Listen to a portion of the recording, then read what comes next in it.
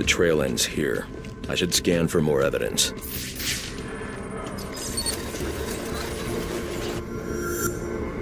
Two men struggled. One of them ran out of the lab. That would be the dead security guard I found.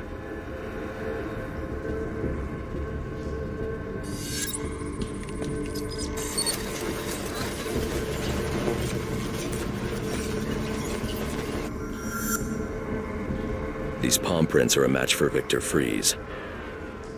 He must have watched the security guard die.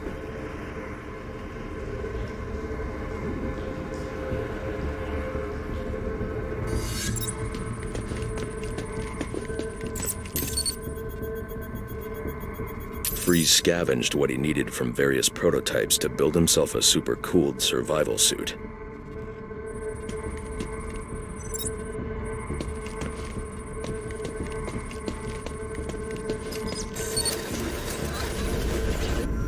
Extreme pressure built up inside the tank when ice sealed these outtakes. It appears that this guard was frozen by the cryovapors from the resulting explosion.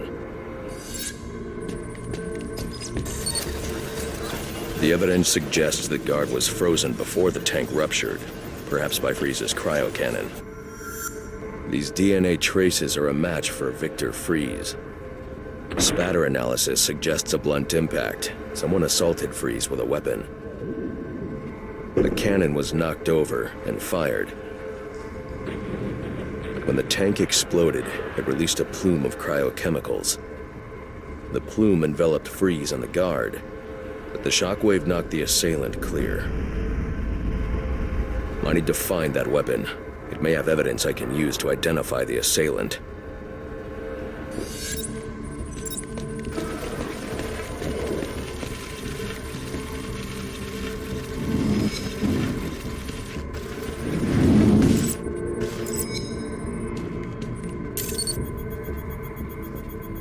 DNA analysis confirms the gun was used to bludgeon Victor Fries, and fingerprint analysis shows Ferris Boyle. It was Ferris.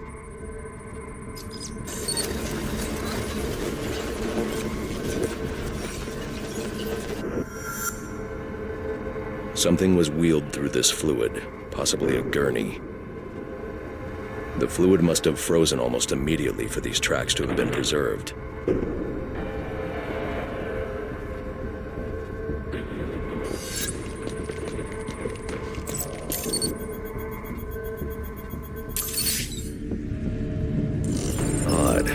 Fries was secretly doing research on Huntington's chorea, but this is a cryogenic weapons lab. The test subject was Nora Fries. Now I know what happened here. Boyle hired Victor to help advance the secret cryoweapons program within GothCorp. In exchange, Boyle agreed to devote GothCorp resources to finding a cure for Nora's Huntington's. But Boyle was more interested in how Victor had managed to put Nora into cryostasis. When Victor realized that Boyle had no intention of following through on their deal, he decided to do the Huntington's research himself. But Boyle didn't like that. The cryochemical cocktail altered Victor's metabolism, as well as the guards. Boyle escaped ahead of the plume and had the lab quarantined. Victor survived, but he knew that leaving the supercooled lab would kill him. So he built himself a suit and utilized an organic supercoolant to keep his core temperature sub-zero. All this violence. He's just trying to save his dying wife.